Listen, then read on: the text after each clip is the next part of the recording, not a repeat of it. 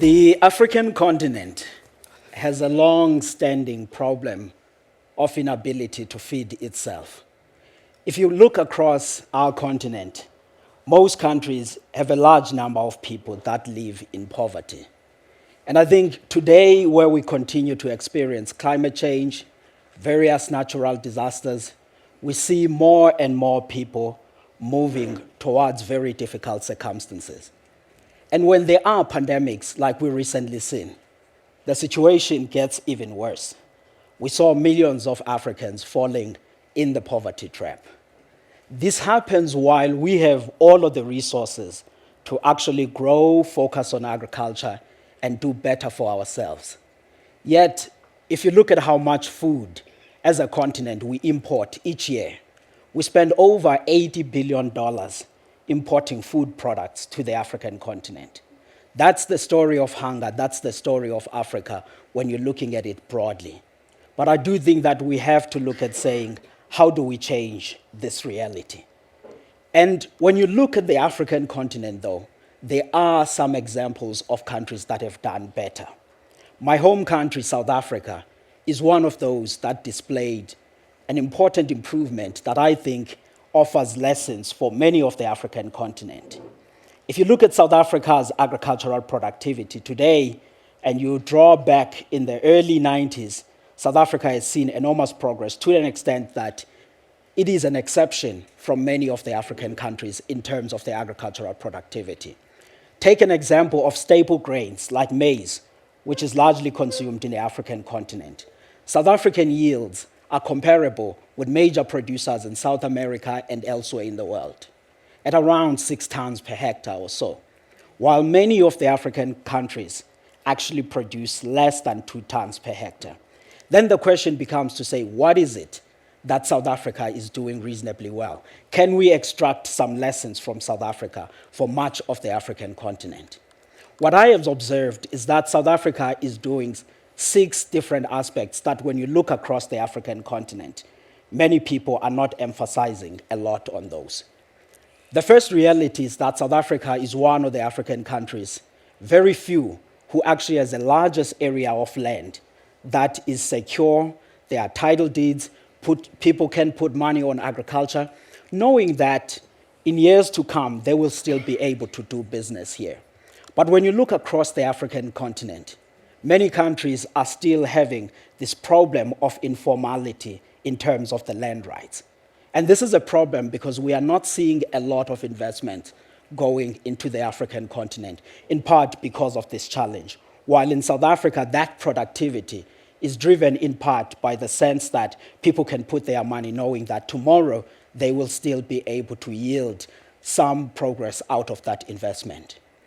The other aspect that we see different in South Africa than many of the African continent is that South Africa has invested a lot in public infrastructure.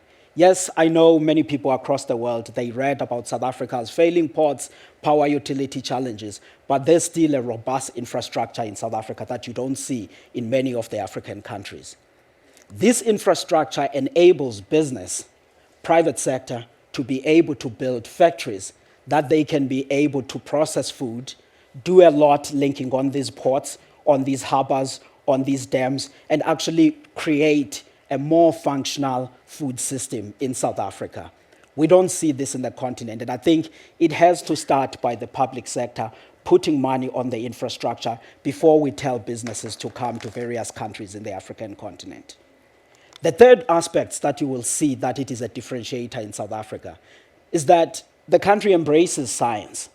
By science, I'm referring to better seeds, genetics, agrochemicals, while in so many of the African countries, we continue to see a bit of resistance to science in farming. Take, for example, genetically modified crops. I know many people are against this, but in South Africa and elsewhere in the world, we've seen that they have led to enormous improvement in terms of yields for farmers, while the health of the consumer is still taken care of. And it doesn't end there. There are improvements in yields that are made in livestock and poultry and many various foods that the country actually boasts itself to have at the moment. The fourth lesson that we can take out of South Africa is that there's limited government intervention in food markets. Yes, in times where there are droughts, there's always a temptation to say there is hunger. Let's utilize the policies that we have as the countries to either stop farmers from exporting products or maybe even put price caps on what the firms can sell the products. And all of that happens while the governments are showing a sense of sympathy for many people that are already in poverty in the African continent. But I do think that we can deal with those issues of hunger by primarily focusing on subsidizing households rather than curbing the prices. Because if we do that, we take away the very incentive that farmers have to actually produce, knowing that tomorrow they will get something out of that and continue to invest in agriculture.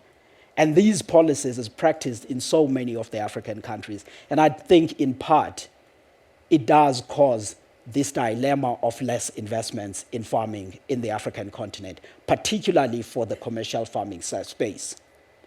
We also see that in South Africa, there's an embrace for large-scale farmers.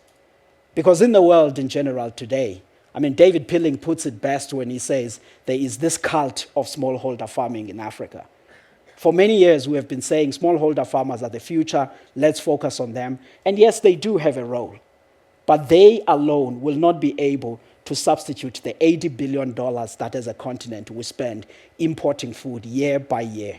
Therefore, we do need to do something and ensure that we have all typologies of farmers. We have large-scale farmers, medium-scale farmers, and small-scale farmers. The large-scale farmers also play as an anchor for the small-scale farmers that have to feed in onto these value chains. And I think this is something that you see in South Africa when you travel around, that there are various typologies of the farmers. And I do think that in the African continent, we have to take lesson from this. The last aspect that differentiates South Africa from many African countries is also that the farmers are actually a strong political voice. They have what we call commodity associations and farmer associations to an extent that government officials don't just get around and do whatever they please. They know that there is a voice that stands for farmers and it speaks for them. But the important thing about this, these farmer associations, they have to be funded primarily domestically in these countries, not to get funds from outside. Because on that, it weakens their standing, as if they are standing for outside voice, but they actually need to be funded domestically. With these 6 aspects, they have led to a situation where we have seen South Africa's agriculture remaining quite resilient. Think about the last 10 years, for example. The South African economy has gone through various challenges where so many of the sectors of this economy have actually contracted. But agriculture has remained robust and continued to grow and steady on a positive side throughout that period. You can even think back in 1994 when South Africa regained independence or democracy. Throughout that period, we've seen various years where South Africa has done well in the economy, but also some years that have been very difficult for the country, the economy contracting. But if you isolate agriculture out of that, to say 30 years in democracy, how has South Africa's agricultural sector been? You get a very good picture of a sector that has more than doubled in value and in volume terms. And the key ingredient below that are those very many interventions that I have mentioned. So the idea then that we have to say is to say, how do we take what South Africa has done and perhaps begin to implement it in the continent? Because as the continent spends about $80 billion importing food, South Africa is the only African country in the top 40 agricultural exporters in the world. We earn a year about $13.2 billion exporting food. We are also food secure at a national level, the most food secure in the sub-Saharan Africa region. And yes, there is household food insecurity in South Africa, but that is a problem of income poverty rather than an agricultural question or availability of food or even the price of food. But South Africa is not this whole good and glamorous story. It has its own problem. Because as we sit here, South Africa is a country of 2 agricultures. The story I've just told is what the large-scale, predominantly white farmers in South Africa enjoy. But you also have a smallholder farmers that resemble what you see in so many of the African countries. Then the question is, what is it about these smallholder farming areas of South Africa They mirror what you see in the continent. There's no strong tenure, there's no serious infrastructure, and primarily these are in what in the South African context used to call the former homelands. Therefore, the very same lessons of strong tenure, of infrastructure, of better science that is applied in farmers that we can apply in the African continent, it also needs to be applied here in South Africa. Quite frankly, what we need to do then at this moment, we need some sense of policy reform in the African continent, and yes, indeed, here in South Africa. And I think over time, if we do that and we do it with speed, it may change the fortunes of agriculture. And what needs to happen differently this time around is the pace of that policy reform, but also a clear intention on investments on public infrastructure. Because without that, you are not going to get thriving small and medium-scale businesses that can lean on that public infrastructure to be able to deliver this success. Why are we emphasizing agriculture to solve our problems? Because we know that there are countries who have no strong agriculture, but very little levels of poverty. We emphasize it for basic reasons that we do have the resources at which we can plant and actually do well in agriculture in dealing with the poverty. But also from what we learn from literature, which is that growth in agriculture is usually more effective in reducing poverty than growth in any other sectors of the economy. Thank you.